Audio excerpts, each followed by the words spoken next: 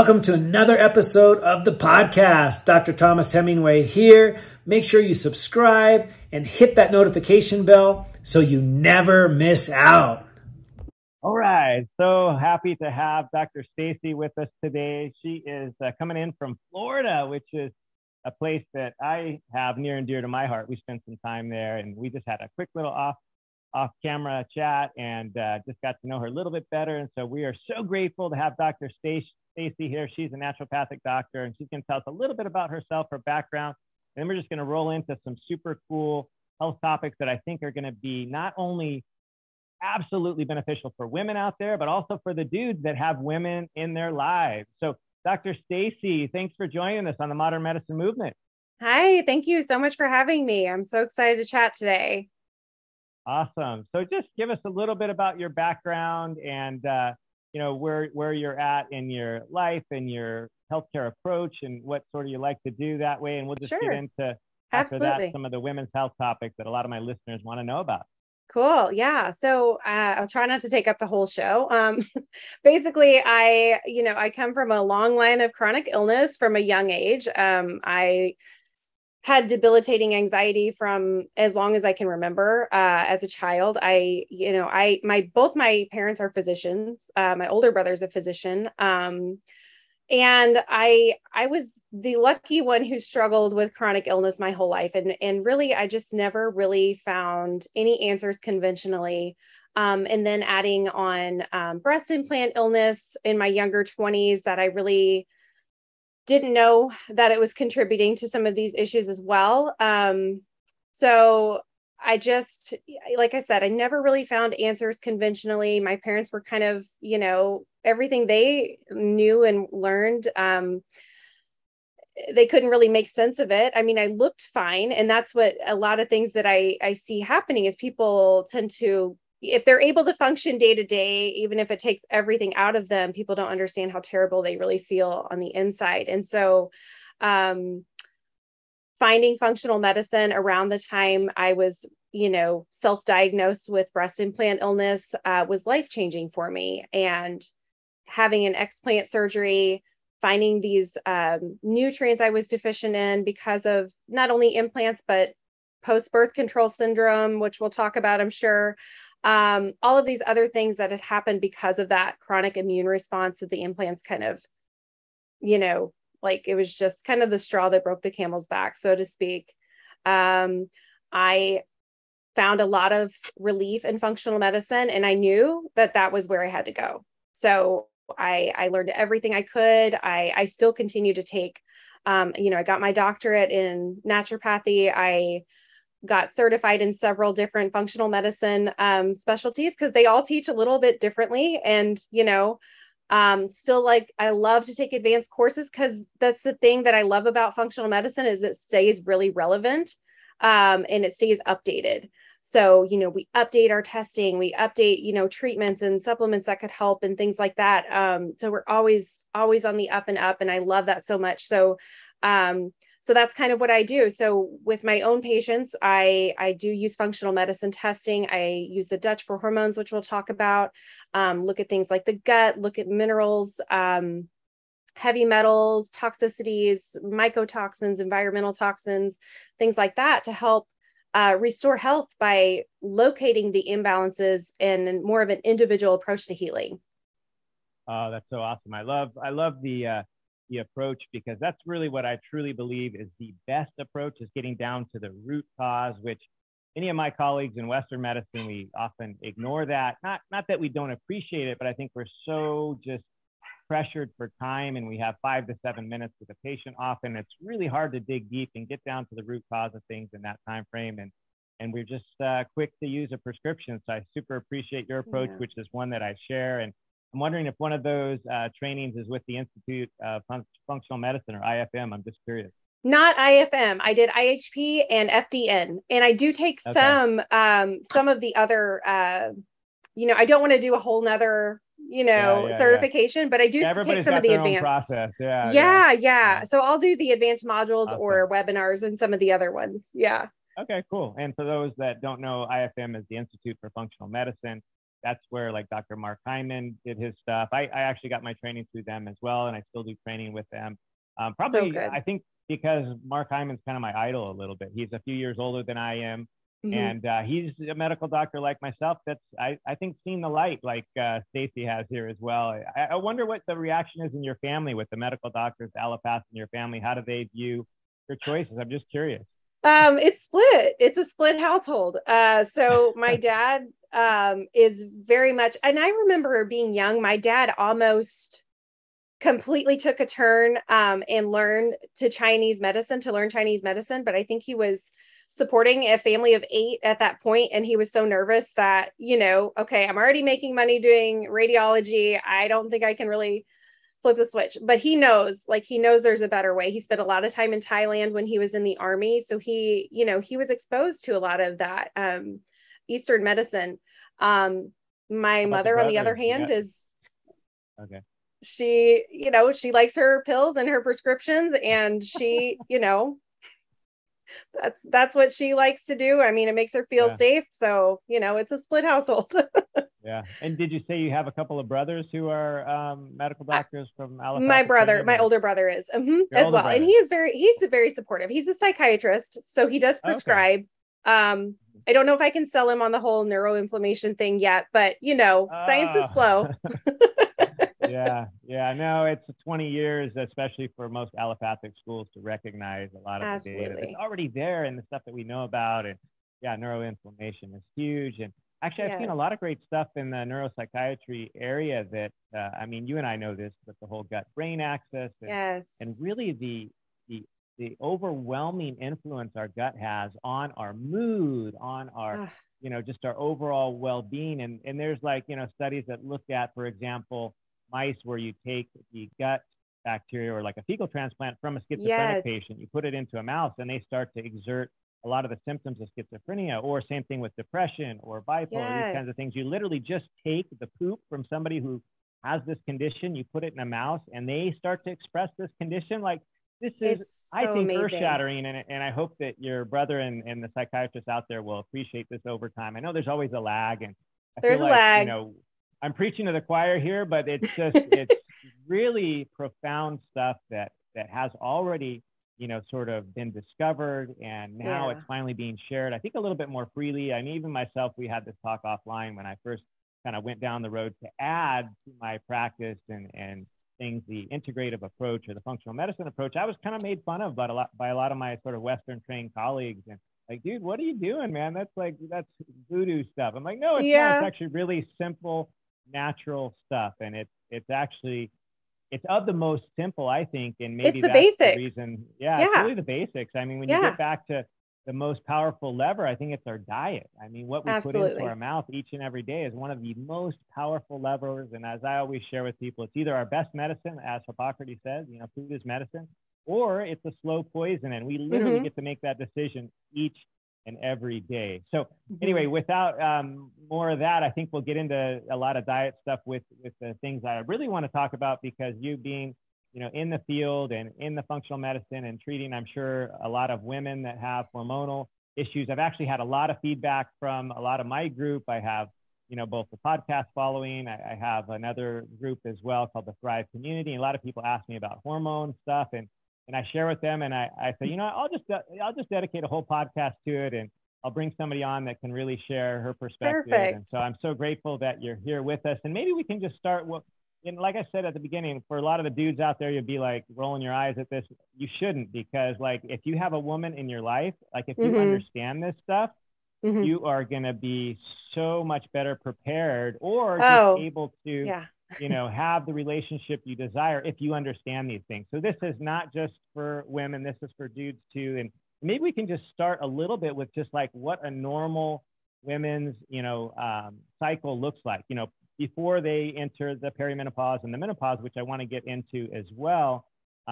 Many of us have in our life a woman or family, friends, whatever, that have still, the menses and the menstrual cycle. And so I just want to talk a little bit about this, and then with the certain conditions that people can often have related to their menstrual cycle, if you will. And so for those, I'm not going to get too deep into, all this, but basically on average, a woman's cycle is about 28 days. And obviously there's a lot of variation. It starts with, the first day of your period, the first day that you menstruate.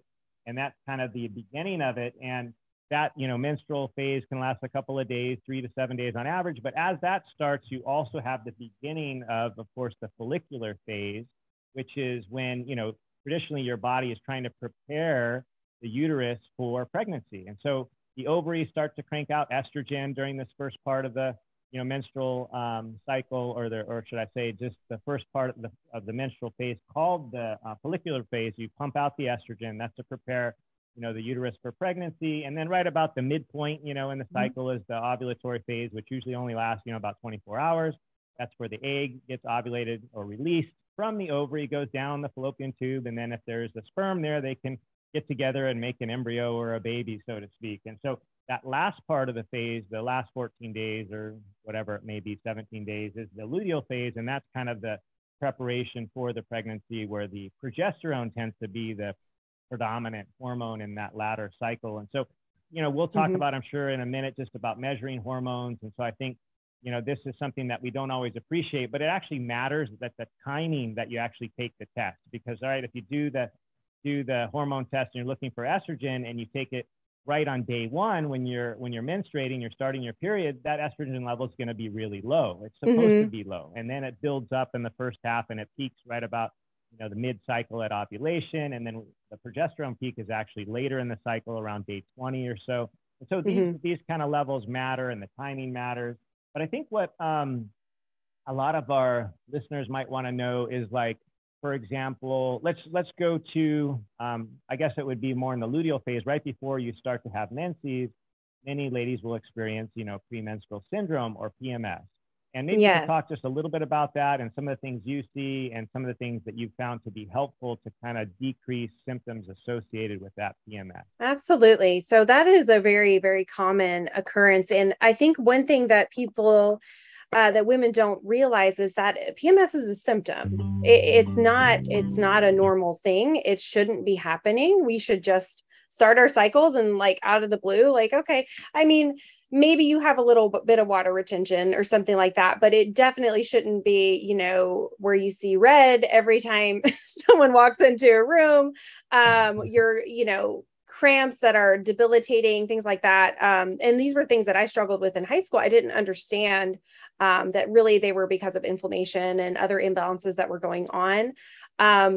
So what I find is that a lot of women accept a lot of really crappy symptoms as their normal because it's been really normalized. All of these PMS symptoms have been normalized. So, like, we're talking mood disorders, cramps, just erratic blood sugar, which is really, really important, especially that second half of your cycle, to stabilize, because you are going to be less insulin sensitive during that point, and you're going to be way more reactive with stress hormones. So it's even more important to watch your workouts and how you're feeding and nourishing your body during that second part. That's going to alleviate some of those PMS symptoms just right there. But looking at inflammation, so, inflammatory foods, gut inflammation, things like that, that could be contributing, nutrient deficiencies. And what I see most commonly is a progesterone deficiency.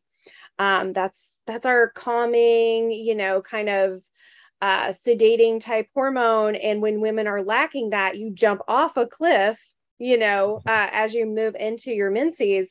And so when women are lacking that really comfortable hormone, it can be, a nosedive. And so nourishing, like I said, really working with your body, especially that second half of your cycle, and then looking for deficiencies in progesterone is life-changing for a lot of women. Yeah, I'm glad you brought that up, because there's kind of a lot of talk on the, so-called estrogen dominance. You hear that word being thrown out a lot. And I think what a lot of people don't understand is you can have that because your progesterone is not where it should be. So estrogen relative to progesterone, if your progesterone is really low, that estrogen number is going to seem even higher to the body because they sort of need to balance each other out. And like you said, in the second half of the cycle, progesterone should really be peaking, and it's kind of that relaxing, calming, hormone that, like you said, if you don't have, you'll get way more PMSy, so to speak, because you're more on edge, you're more agitated. And in that second half of the cycle, also, like you mentioned, the insulin sensitivity goes down because estrogen also goes down, and estrogen helps you be insulin sensitive. And so that second half, naturally with the dip in estrogen, it makes you a little bit less insulin sensitive and be more carbohydrate craving, maybe, where you're, it's even more important to watch your diet that second half, because you're going to naturally maybe reach for carbs more the second half. And that, especially if it's coming from processed foods of any kind, highly processed grains, flours, sugars, all these things, of course, we're never going to recommend you reach for those type of carbs. Right. But if you are going to reach for carbs, hopefully it's whole, natural fruits and vegetables. So I think maybe you could comment on your experience with this so-called estrogen dominance and what you see mostly in your practice and how you sort of tackle that. Yeah. So, I utilize Dutch testing to look, because it's really important to look not only at the total hormone levels, but also their detoxification. So what are they doing? And, I don't have to get too deep into that, but it's interesting because everybody is, oh, I'm estrogen dominant, this and that. What I find is most women are struggling with that post-birth control syndrome where all of their hormones are really low, or maybe even in range, but not, like you said, in ratio to each other. So estrogen is often very low for a lot of women, and low estrogen looks like high androgen symptoms. Yeah. They're very, very similar. And so guys, your androgens are kind of more the male type your pattern testosterone.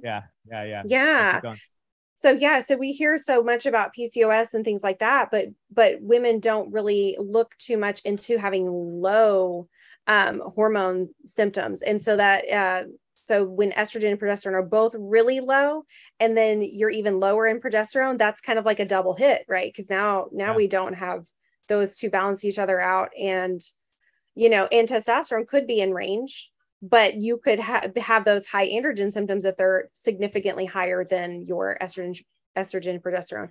And what I see more as far as estrogen dominance goes is that it's more at a tissue level. I see a lot of women with fibroids. So even though their estrogen may not be showing up on a Dutch test, you still have to be treated as an estrogen dominant situation when you have things like fibrotic tissue and, some of those other things. So, because there's really no good test to test, tissue as far as estrogen goes. Yeah, I would agree with that. I think sometimes we're too reliant. I don't know what it is, maybe our upbringing, but we want to have an exact test telling us what to do, so to speak. Yeah. But it's really a combination of the testing, the timing of the testing, and the symptoms that we're having. And if we have manifestations, like you said, of things like fibroids or endometriosis or what have you, that are estrogen kind of prone, conditions, or we have PCOS where we have androgen symptoms like hair growth in our upper lip, or hair growth where we don't want to have hair growth, or having baldness, and we having sort of these androgen, which are the male type hormone symptoms. We're getting hair where we don't want it, we're losing hair where we don't want to lose hair, and we're having other issues in the body with like primarily you probably see this a ton, but a lot of the PCOS sufferers, if you will, are having very difficult time getting pregnant, for example. Right? It's one of the causes of infertility or less fertility is PCOS, and it's so common in women. I would say in my the studies quote like 5 to 20 something %, but it seems like a lot of people have it that don't even know they have it, because there's not just one type of person, right? You can be skinny and have PCOS. Absolutely. You can be overweight and have PCOS. You can be normal. You can be anywhere in between. So it's not just, a lot of people look to that like, oh, I'm not that, body habitus of the classic person, right? Where I'm a little bit overweight, I have a little bit of a hairy lip and losing my hair kind of thing. I don't have any of that. Exactly. I'm skinny and I couldn't possibly have it, but you actually could have it. Absolutely. And not have some of these physical traits. And so how do you encourage women to even like look into that? Like, especially if they might be somebody that doesn't know that they could have it, or in denial that maybe they could have it. Like, how do you even approach that? I definitely like for Yeah. So PCOS, like I said, I'm going to look, a Dutch test is pretty much standard for me on any incoming client anymore, just because there's always so many underlying things that people might be like, oh no, you can have PCOS and still have a regular cycle, and that, or even estrogen dominance and things like that. So it's really important to have the data to know what to do to kind of correct PCOS. So you need to have high androgens, you have to have, cystic formations, and then also have blood sugar imbalances. So she's speaking of the sort of diagnostic criteria for polycystic ovarian syndrome, or PCOS, meaning that you do show elevated levels of the sort of male hormones, the androgens. You have these cysts on your ovaries and other places. That's kind of where the classic description comes from, polycystic. And yeah, so that's the diagnostic stuff. And you may have some of it, you may have all of it. Usually people will have full-blown PCOS. They'll start to have all of these things that you can actually measure and see, although you couldn't necessarily see them with your naked eye, so to speak, right? Exactly. You can't see the blood level, you can't see the cysts on the ovaries, you can't see any of that necessarily just by taking a look at somebody. And so doing the testing, like Stacy is saying here, is actually really important. Yeah, it's got to be, because like I said, it's got to be that individualized approach. So many women struggle, whether they're full-blown PCOS or not. So many women struggle with balancing their blood sugar. Women are inherently over-restrictive, undernourished, very depleted. And if you've been on birth control, you're going to be depleted in some really important nutrients that you're not really told when you're put on that birth control. And those alone will help with blood sugar stability and things like that. And we talked about being low estrogen. That is a huge key player.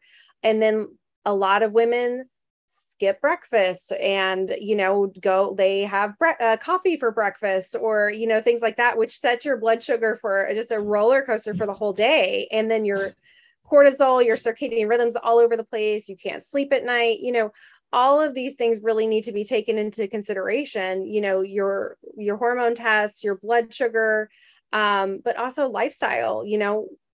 How are you managing your stress? Are you actually sleeping at night? Do you nourish your body? Are you eating several times a day, especially for women, especially women who have hormone imbalances? They need to be eating like every 2 or 3 hours.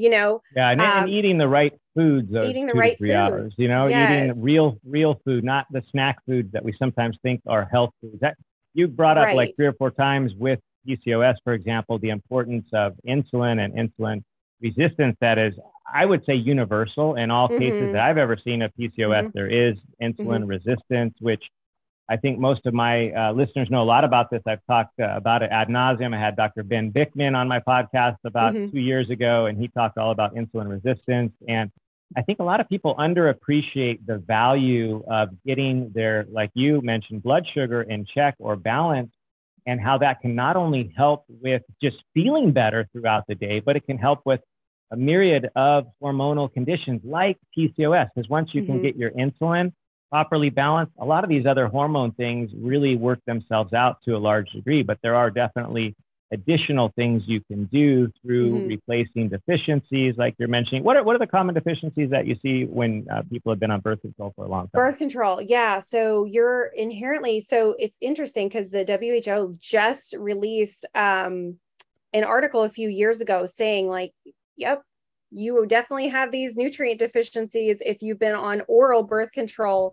But that's not to say that IUDs and things like that don't alter your microbiome, leading you to more nutrient deficiencies. But they know specifically things like magnesium, B vitamins, several of the B vitamins. I know for sure B12, B6, which is really important for neurotransmitters and oxalate removal and things like that. B12 or methylation, zinc, magnesium. I don't know if I said that.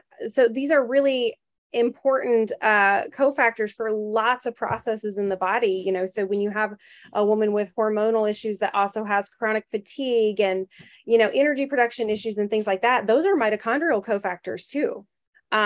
So they're important for hormones, important for lots of different things, liver detoxification. And that's why I love looking at the Dutch, because it can tell me your methylation status. It can tell me phase 1 and phase 2, how are you able to process these hormones? How are you able to actually methylate and get them out?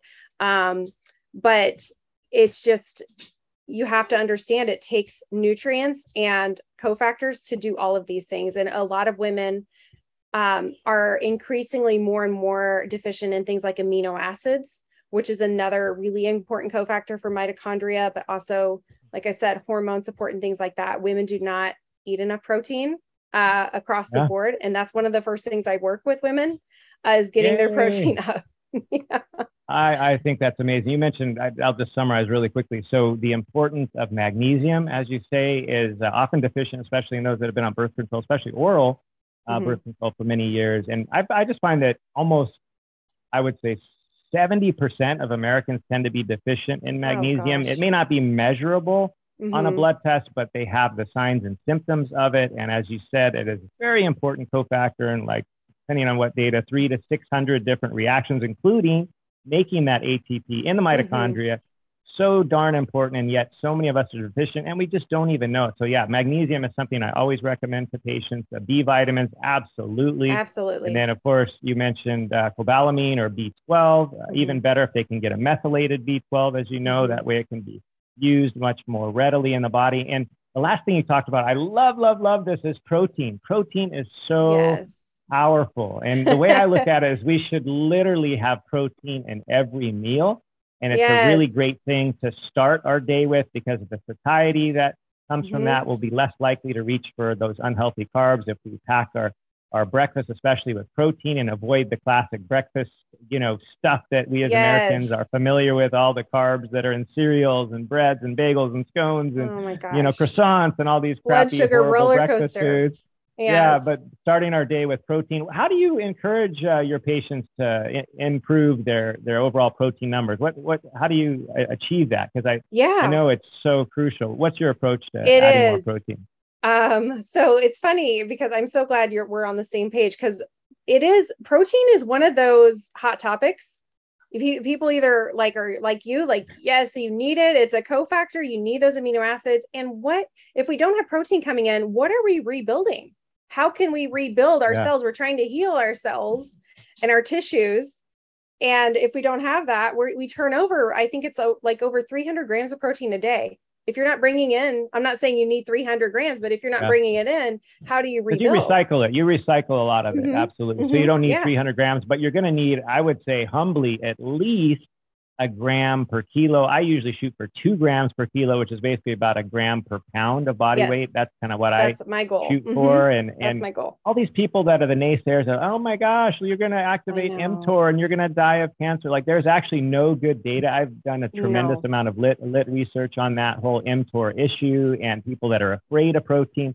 Don't be afraid of protein unless you have terrible kidney disease. Right. Then you can be cautious. But anybody who has normal kidneys, like, you are not going to have any issues by increasing your protein. Like, we need it. It's the building block, like Dr. Stacy is telling us. So I'm so excited that you share that. What's your favorite personal protein food or way to get it into your own diet? How do you like to do that?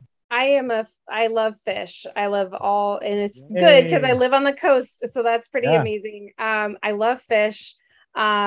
It's definitely my favorite, but I also like a grass-fed beef. It is heme iron. It is B vitamins. It is all of those, so many women are iron deficient, and, that didn't happen. I mean, think about like our grandparents, they ate liver.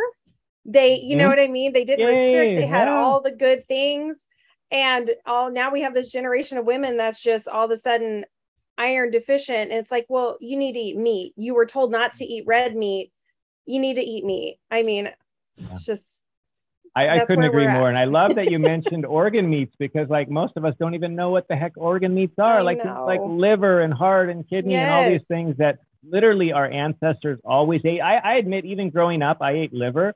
And like now I try to go buy it. It's so hard to even get, unless you go to one of these companies that specializes in that, one of these regenerative farms that understands that. And so a lot of people, I'll recommend they just take desiccated organs if they just can't find them. But organ meats are super beneficial, tons of vitamins. Like if you want natural vitamins that actually come from real living things, like organ meats is a great place to go. And so, Absolutely. oh, I love that you're on the same page with that. Yes. That is so awesome. I mean, even my dog eats orange. So my dog, off topic, he had just systemic yeast, and I really think it was coming from his dog food.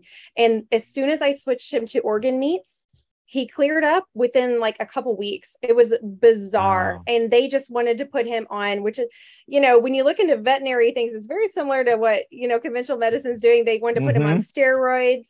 Yeah. And then they were like, oh, he might have Addison's. And I'm like, well, stop putting him on steroids. Like, you know what I mean? It didn't make sense. So I was like, no, we'll just get him on organ meats. And he's good. Wow. He's a I wonder if you looked at the ingredients on the dog food, I'm wondering if it would have things like soybean oil and I'm sure safflower, sunflower, all these seed oils that I'm sure you're very familiar with are super, super inflammatory. And I think it's literally hiding in plain sight, because most people don't even recognize that stuff is bad for you. I mean, we always talk about the sugar. Nobody's going to say sugar is awesome for you, highly processed sugars, flours, grains, but the thing that almost always comes with that is some version of a seed oil, whether it be soybean, safflower, sunflower, canola, grapeseed, rice bran oil, these sort of hateful seed oils that, like Dr. Kate Shanahan calls them, the hateful eight, for example. They're almost everywhere that you get anything in a package, a bag, a box, or a barcode, it's going to come with a seed oil. And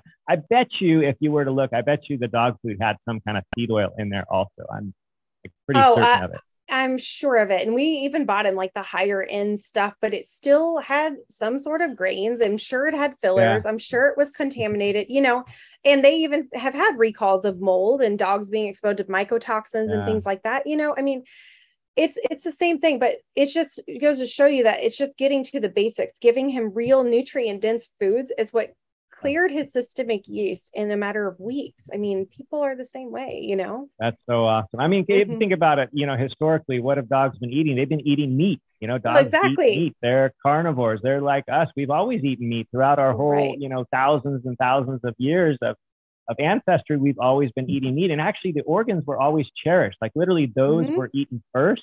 And then kind of the scraps were thrown out to the dogs. So they still ate the meat, but they ate the muscle meat, the stuff that we eat now. We eat the lower quality muscle meat, and we're forgetting about the organ meats and the higher quality meats. And we're cutting out the fat and the cartilage, and we're missing out on all the glycine that's in them and things like that. So it's really interesting. And I love that you said grass-fed in there, because if you can get grass-fed beef, it's going to be way better for you, because it's not only important what you eat, but it's what they have eaten as well. And if they've been fed grains and seed oils and all kinds of garbage just to get fat, to get off the market and get a higher price because of their weight, you're going to actually suffer from the effects of that, as well as being, the person who consumed that animal that had a bad diet. So it's actually important what they eat. Yeah. And the hormones too. There's such we can't ignore the hormone issue, because it will actually be affected by what they have eaten as well. So, that's so awesome. I'm so glad you appreciate that. Let's talk more about hormones again. We got a little bit off topic, but that was super fun. Dogs. let's talk a little bit about hormones and the perimenopause and menopause that I know a lot of our patients have been going through. My wife is right about at that perimenopause time. I'm turning 50, and she's just a couple years behind me.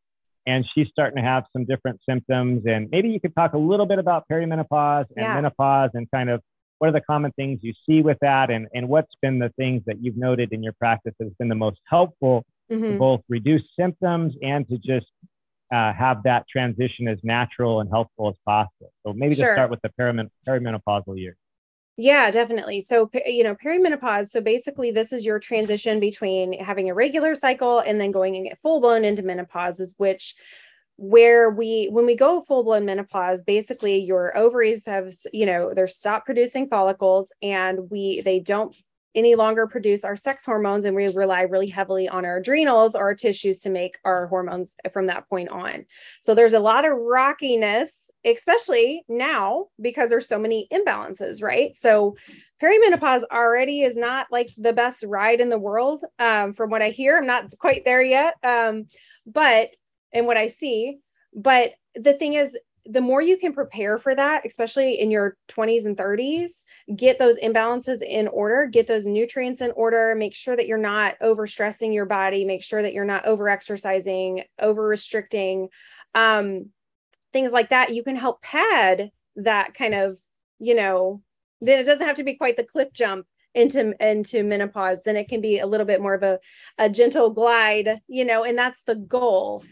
So we want to make sure that we are, like I said, preparing our bodies for that. And women inherently, especially my age, we've been through the diet culture. We've been through all of these, like I said, the over-exercising, the undernourishing. We kind of really destroy our bodies in college. We're up all hours of the night studying or partying or whatever it is, alcohol, all of these things. We really destroy our body, and we're destroying our liver and our blood sugar and things like that. And those are the things that need to be foundational to help with perimenopause and menopause downstream. So what I find to be most helpful is, like I said, locating those imbalances that you specifically have, supporting your body, supporting your stress response now, supporting your nutrients, nutrient-dense foods, making sure you're feeding your body properly, stabilizing blood sugar.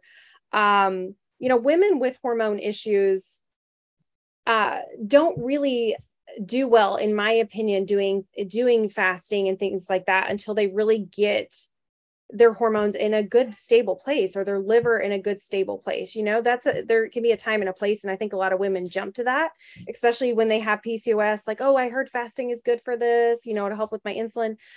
What I see clinically is that it's better to stabilize your blood sugar, better to eat often, get your body to stop turning on those stress hormones, and, in moving intentionally, not punishing your body. All of these things. Getting proper sleep is a huge one Oh my gosh, that a so lot of critical. people miss the mark on. Yeah.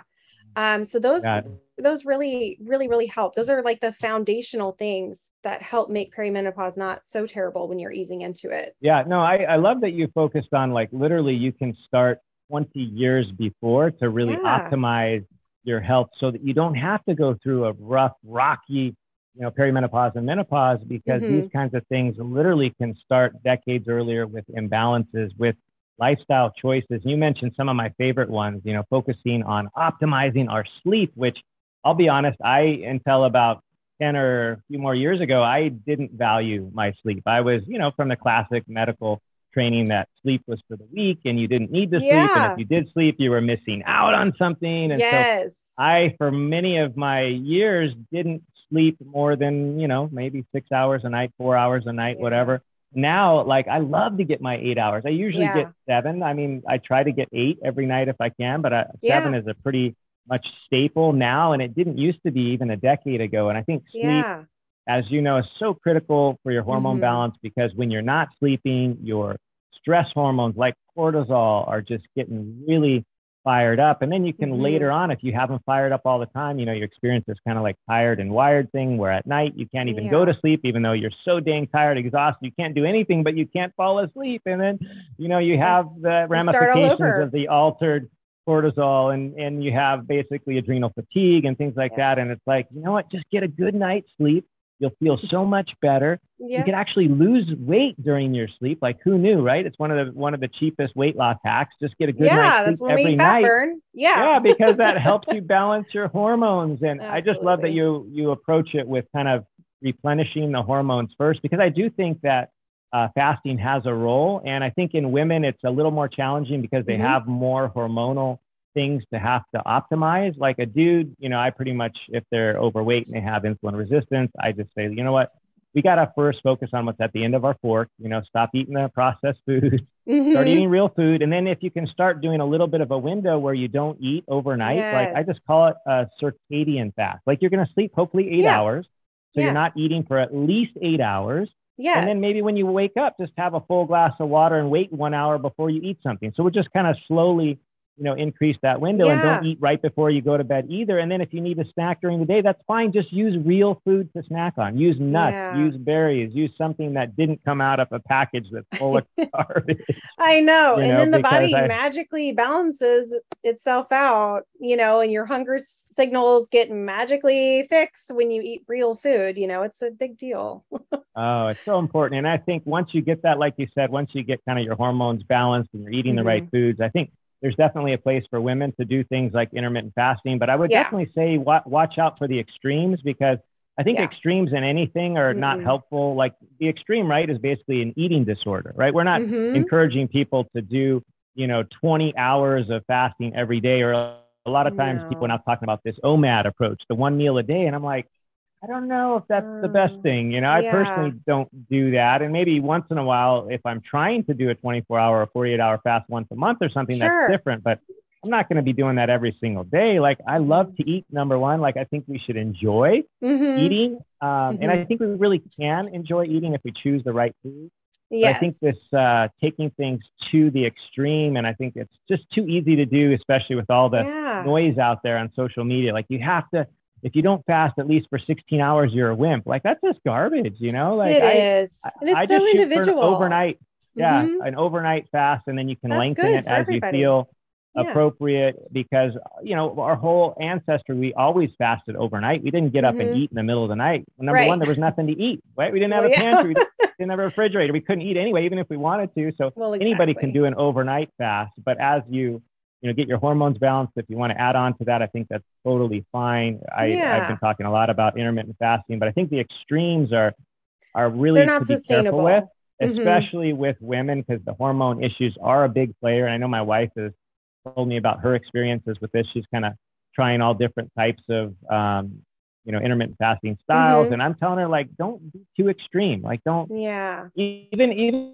me, I don't do it every day. Like I do 5 days a week where I'm pretty solid on my intermittent fasting. Then 2 days, usually the weekends. It's just whenever the kids get up, we'll eat together, but it's always real food. Like I think if you start with your real food, you'll have to worry way less about, the timing, as long as you're eating the right foods, which is just wholesome, real, actual, food that doesn't come with any kind of label, right? Because you recognize it. It's a fruit, it's a vegetable, it's a protein. You don't even need a label to tell you that, right? Right. Absolutely. That's the key, right? So what are your thoughts on, we talked a lot about I think the most important ways to treat, perimenopause and menopause, which is with the foundational things like a good diet, appropriate sleep, stress management, moving your body, exercise, things like that. What are your thoughts on like hormone replacement, these kinds of things that I think do have a role, but don't necessarily have to always be used? What is your approach on that? So, I do have to do a lot of corrective BHRT, which is bioidentical hormone replacement therapy. Because sometimes, so when women are basing their hormone replacement therapy on a blood test, a blood test is a second in time of a day where your hormones are pulsing like this throughout the whole day. And so you're catching one of those little pinpoints with a blood test, and then you're basing your dosage of hormone on that. That is not good. And also you need to look at, like I said, your phase 1 estrogen pathway. If you're taking the 4-OH pathway, which we don't have to get into all that, but basically it's going to make you more predisposed for cancer and things like that. If you're on an estrogen hormone and your body's preferring that 4-OH pathway because you haven't done phase 1 liver work, that could be really damaging and really a bad situation to be in. So it's always important to look at your hormone detoxification, your methylation capability before getting on hormone therapy. But I also like to start, when I'm dealing with postmenopausal women, I like to start with pregnenolone or DHEA for most women, because what those are, they're precursors to all your steroid hormones. And so then your body can take from those precursors what it needs. So if it needs more progesterone, it'll make more progesterone, so you're doing the foundational work. Sometimes a little bit of support from a higher up source is going to be way more beneficial than just pumping full of estrogen and progesterone and sometimes testosterone that women are on, which there are no female testosterone therapies that are FDA approved. And a lot of women don't know that. And you hear all these women talking about pellets and all the testosterone pellets. Those are not FDA approved, and there's a lot of have some caution. Definitely. No, I love the upstream. The upstream approach, I think, is always going to be better. That's the way our body sees it, right? We first have something called the hypothalamus that sends a signal to the pituitary, and then the pituitary sends a signal to our, adrenal glands or our ovaries or testicles to do what they do. And so it's to go upstream, I think you're always going to benefit. So that's why you say DHEA, which I think is great. And I agree with you 100% with bioidentical hormones, way better than something synthesized in the lab that we're just kind of trusting our doctor to write us a prescription for estrogen or what have you. Or maybe it's they're telling us to take a combo estrogen progesterone and it's just what they've been told. But most of them, I mean, I can say this comfortably because I come from that training. There's actually not, I don't feel like sufficient training in this area to really appreciate the true hormonal balance. I mean, we take, classes on endocrine system and how the hormones are regulated and the feedback loops and all of that. But I think in actual practice, especially what you just said about measuring them, like this is a moving target. Like you take a test at one time of the day, and depending on what that test is, I mean, let's just say cortisol, right? If you take cortisol in the midday or evening, it's going to be way less than the spike in the early morning. So it just depends on what time of day you take these tests. You got to interpret it correctly and then hopefully treat it with, first and foremost, the things that move the needle most, like the diet and lifestyle things, and then, bioidentical if you have to go that route. But having somebody like Stacy in your corner or myself or many others that I think practice this integrative approach can be super useful, because a lot of times, just the classic, prescription for hormone replacement may not be the best choice. And so when you mentioned all of the potential downstream effects from chronic or maybe years of birth control, you see any similar things from pharmaceutical estrogen later on down the road, or what? That's not talked about as much, but I'm just curious in what your practice has been. Yeah, I see a mess, honestly. I see a mess of when women, well, it's, and I think the biggest caveat is that they're put on, well, sometimes women are just put on estrogen, and let's just say they've had a hysterectomy. It's really dangerous to be on just estrogen and not have that progesterone too to balance it out. That is really dangerous. And I think what's really the missing mark is that adrenals haven't been supported, because we rely on that aromatase from our testosterone to estrogen to keep, that's how we get our estrogen after menopause. And so if the adrenal stress has not been addressed and you haven't supported the adrenals, your symptoms are still going to persist and maybe even scream louder, because now you have this estrogen coming in that your body can't detoxify or methylate because you haven't looked into that. You know what I mean? So there's so many pieces of the puzzle. It's really important to look at all of those things, what your liver is able to do, what your family history is, and things like that. But I do see a lot of women have a lot of trouble who have been on, it's just a Band-Aid, and a lot of them, their symptoms haven't gone away. And that's why I think the women who are on DHEA or pregnenolone do so much better. Yeah, rather than just a straight estrogen. Right. Yeah, it can be really I intense. couldn't agree more, because the balance is so critical. And you're preaching to the choir as well. And I think the other thing that we've also talked about, but maybe didn't emphasize a lot with hormones, is that when you balance, let's just say insulin, I really feel like insulin is one of the master hormones. When you balance that appropriately, which is basically going to happen through a real food diet, through daily movement of some kind, whether it be rigorous exercise or just a walk. I just encourage people to go for a walk, to fit it in every single day, getting good sleep, optimizing their stress. And then also one thing we haven't had time, maybe I can invite you back some. I'm sure you would love to talk about something called gut health, or the microbiota or microbiome, because that is so critical in all of these pathways too. But that can be so helpful with insulin resistance. Once we get that under control, personally, and throughout many patients I've seen, once they get their insulin balance, their blood sugar balance, as you say, a lot of the hormonal problems get a lot less, they decrease. Some of them even disappear. I've seen it in guys as well that have low testosterone, that once they change their diet and they stop eating crappy processed foods and they start eating real food and more meat and protein, like literally their testosterone will improve. And once they start getting good sleep, like there's all these simple, free things that we can do that many of us just don't either think about, because our doctors don't tell us the importance of things like sleep and diet and exercise and stress optimization. And of course, the fifth one is gut health. I think most doctors don't talk about that, but I know you and I love to talk about that. But if we tackle the main issue in it's almost ubiquitous, right? Like 88% of people have some degree of insulin resistance or metabolic dysfunction. And if we head for that first, a lot of these hormonal issues will improve significantly. They may not completely go away, but I've seen many of them, including, estrogen, progesterone, thyroid hormone, testosterone, many of these things go away or dramatically improved with just tackling that sort of simple lever of insulin resistance by, our diet and movement and sleep and stress optimization. Have you seen that as well? Yes. And it's funny because you wanted to talk about perimenopause and menopause and things like that. Women, they lose the most muscle mass during perimenopause. So we were talking about women already not getting enough protein.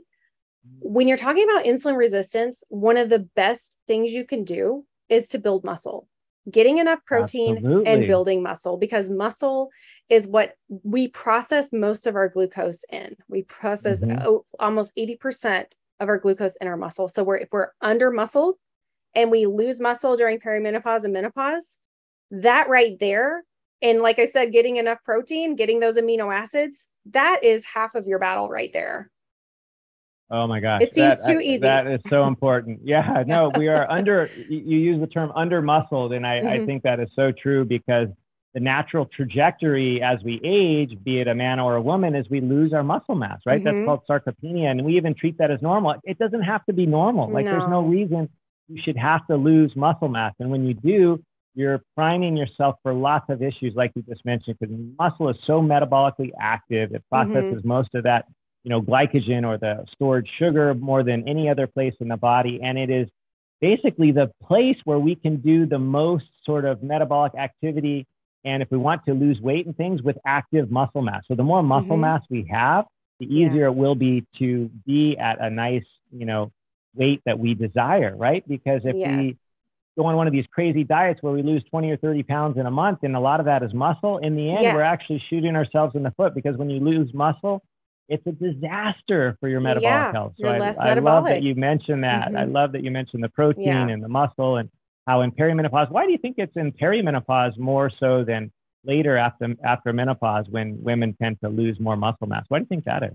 I think it's just a loss in overall, I think having healthy levels of estrogen and progesterone do promote healthy levels of muscle mass. And I think when we drops off, we are going to be more prone to muscle wasting. And I think it's just the most drastic during that kind of transition period, because of that, because of those unstable levels of hormones for the longest time. And then it even increases, as we go into that postmenopausal range, because then they really have dropped off at that point. Yeah, no, I think that's right. It makes sense, because once you're already at menopause, those levels have significantly dropped, and they're kind of like more at this more flatline, low state. Whereas in the perimenopause, that's when you're seeing the dips happen. And I think that's where you'll see the most change. And so combating that, you've already given us the solution, Stacy, with increasing the protein in our diet, making sure we're doing some kind of resistance training. I always encourage people to just do things that are available, like literally do air squats. Like I'm actually talking to you at my standing desk, and I have weights at my feet that I can pick up and move, just little things. It doesn't have to be anything big. Like you don't have to have a gym membership. People think that it has to be hard.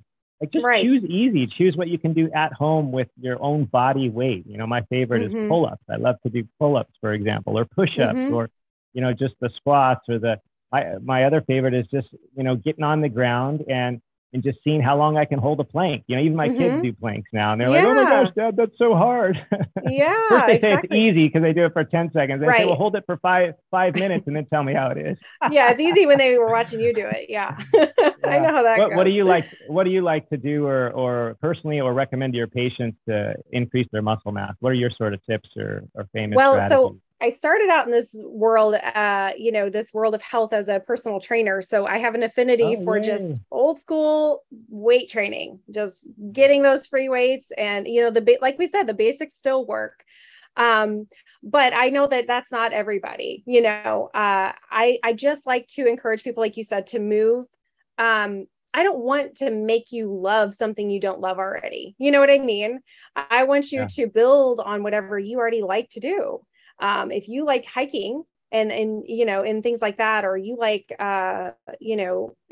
whatever it is, playing with your kids, do more of that, do more of that outside, do it in the sunshine so you can get some vitamin D while you're doing it. You know what I mean? Things like that.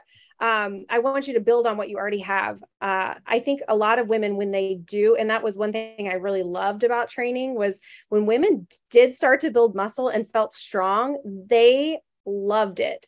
And so many women are afraid they're going to get bulky or, look like men. And it just doesn't, you have to do a lot of extra things to get there.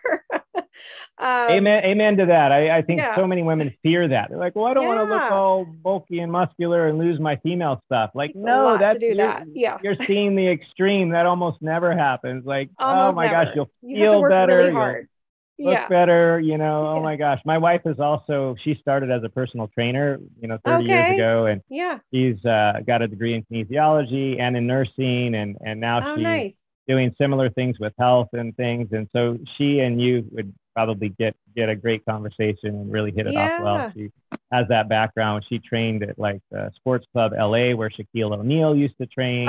So cool. And she's worked with a lot of clients over the years, and in that area now she focuses more. She still does tons of that, physical stuff with, that sort of end, but she loves more to focus on the big picture now with diet and incorporating all those other things that we talk about. So that's so awesome. I love that you said that. That's so cool, because many women fear building too much muscle. Like, what? I know. Doesn't happen. You don't have to fear that. Dr. Stacy says you don't have to fear that. Don't fear it. You need it. It's metabolic. We need all the muscle. You need it. You need all the muscle. Yes, we do need all that muscle. And because if we don't do it, we're going to lose it. You got to, absolutely. The classic adage, right? Use it or lose it. And with muscle, that's certainly how it goes. And naturally, if we don't do things, which my favorite comment that people tell me is, oh, I'm, 30 now and my metabolism is just not the same, or I'm 40 now. And it's like, the studies don't show that up to at least age 60, nothing significantly slows with respect to our metabolism, but we slow, right? Yeah. We're not running around doing all the stuff that we used to do. We're more stagnant, and now we're working from home and we're less active, and, all of these things, like, we do that. That's not our, that's not just pre-programmed for us. Not getting older or whatever. I mean, like, I love it when people say, oh, I'm just getting old, and they're like 30. I'm like, 30. Come on, that's ridiculous. It's getting younger and younger. I know. I mean, I'm dealing with kids even in college that are already struggling, with energy issues. And I'm just like, it's getting younger and younger. And, it's just got to be, like I said, these foundational things really have to be taught younger and younger. And the best way we could do that, right, is teaching our kids so they know, if they get to that point, which hopefully they never do, in their 20s or later on, that they remember, like, oh yeah, this is what my parents told me. I need to fuel my body better. I need to focus on sleep, all of those things. I think that's so key. And if you don't mind me asking, how does that go with your 2 kids at home with, eating, healthy foods? I'm sure, do they resist that, or are they just so used to it, or what does that look like in your house? They are so great. People do not give kids enough like benefit of the doubt. They really don't.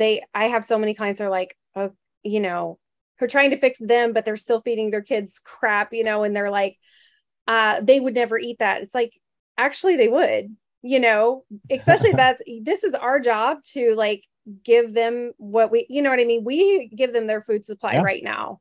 Yeah, absolutely. They're not buying it themselves. They have what you purchased for them. They have what we purchased. And I think by getting creative, like I do like some brands like Simple Mills, some things that they can have some treats, but they're healthy and they're grain free and they're, nutrient dense, things like that, help bridge that gap. But kids don't feel like they're missing out unless you feel like they're missing out. You know what I mean? Yeah. I don't. No, they mimic where we're coming from. Absolutely. And we project a lot of that, and we fail to see that most times. Yeah. I did a whole podcast on kids just recently, but like, it baffles me because kids think that, or people think that their kids just will resist. And, my kids are really good. Every once in a while, if they have something that is out of character for them, they feel it and they know, and they'll be like, oh, it's because I had that cupcake at school or whatever it is. And they'll feel like crap afterwards. But, sometimes as parents, you got to let them feel that. So they know like, okay, I don't want to feel like this. That's inflammation, and if you teach them why and teach them like, why are they responding this way? Why does their belly hurt? Why do they have a headache after they had this?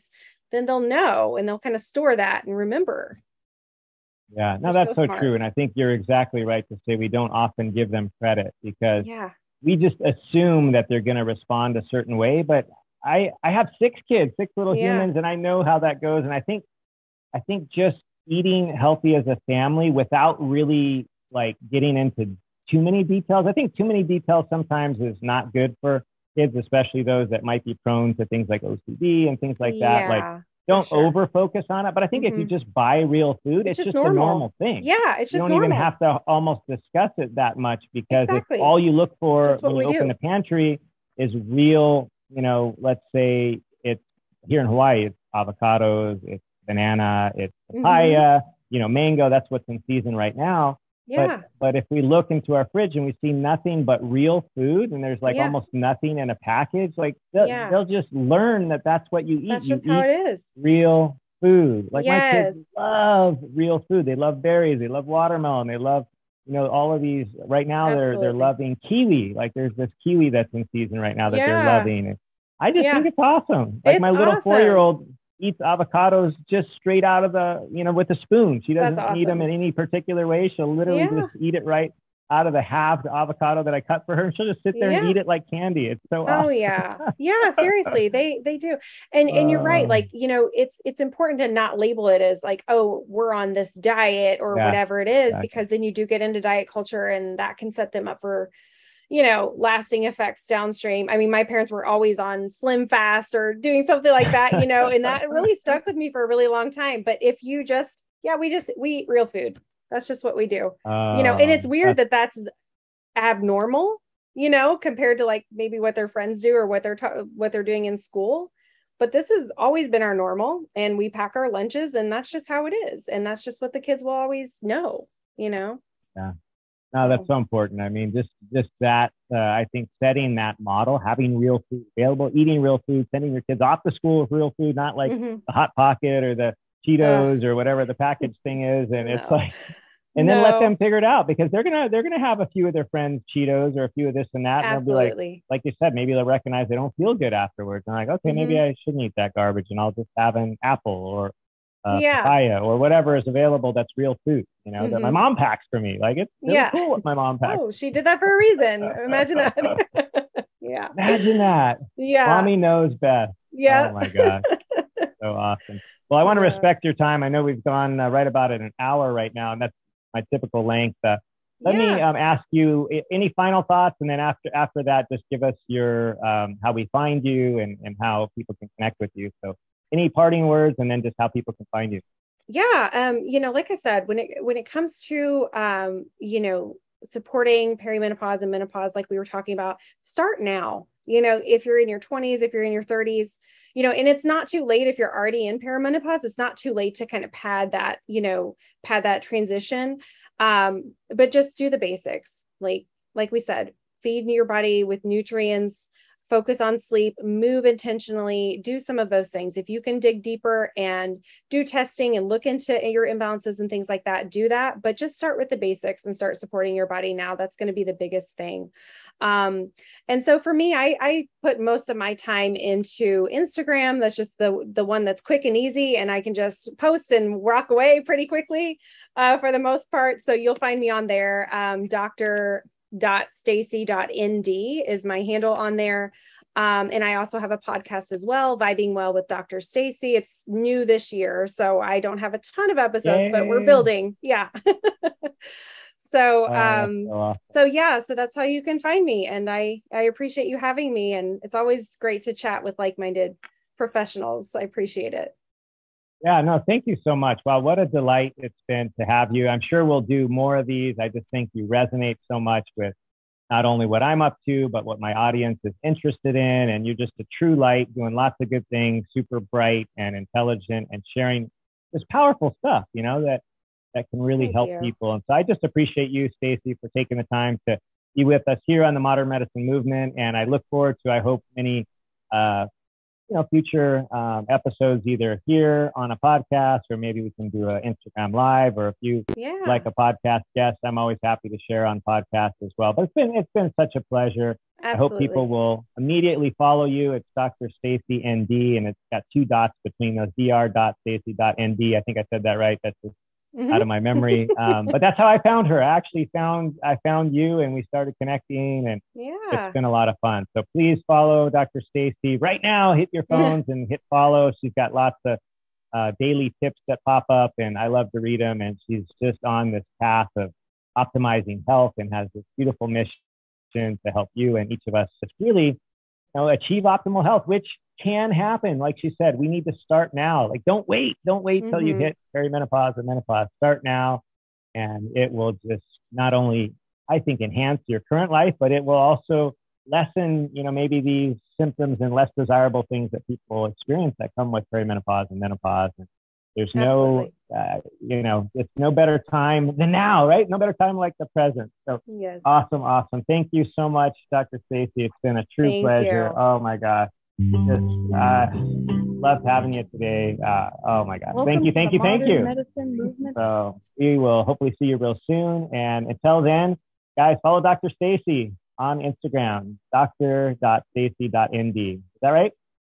Yep. Thank you. Awesome. Yay. So happy. All right. Big aloha out to Stacy. I hope you enjoyed this episode of the podcast. Please make sure you hit the subscribe button and the notification bell so you never miss out on any future episode. And I'd love to hear your comments and feedback. If there's any topic you'd love to hear about, you're dying to know, burning questions, please comment below and let me know what future topics are of interest to you.